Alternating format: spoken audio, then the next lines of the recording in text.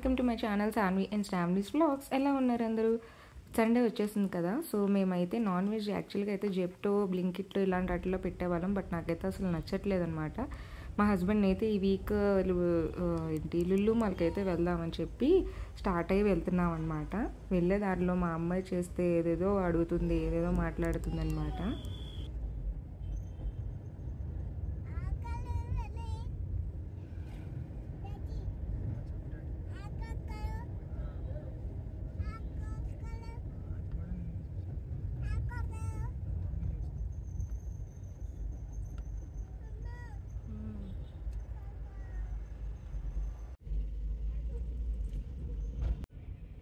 Lulu మాల్కి అయితే ఇంకా ఫైనల్గా రీచ్ అయిపోయాము.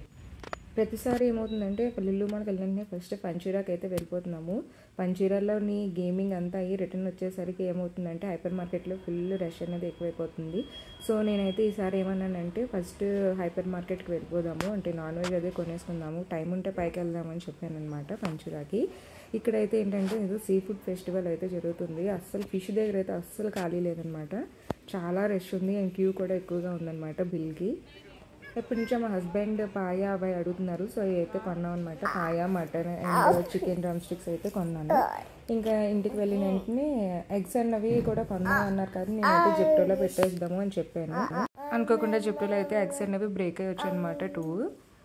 నెక్స్ట్ నేను ఇంటికి వచ్చిన వెంటనే ఈ పాయా అన్నవి మ్యాగ్నేట్ చేశాను అనమాట. సాల్ట్, కారము అండ్ లెమన్ వేసి మ్యాగ్నేట్ చేసి వదిలేసాను అనమాట. తర్వాత టొమాటో ప్యూరీ ఇవన్నీ రెడీ చేసి పెట్టేసుకున్నాను.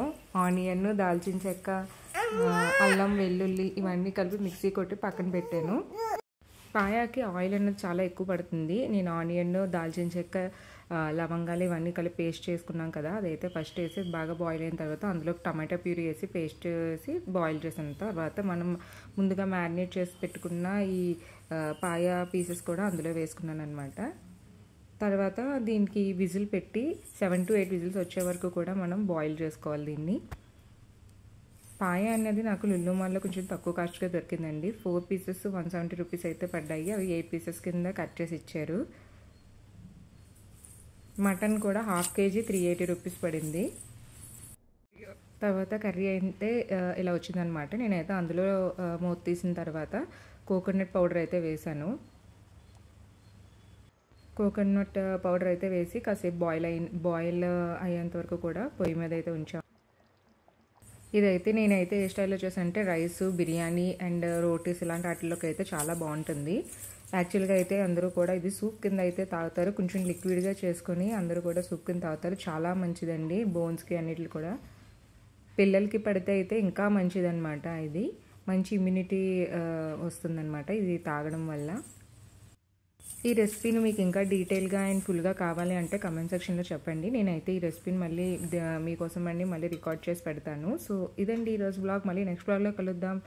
Bye friends and stay tune for more videos.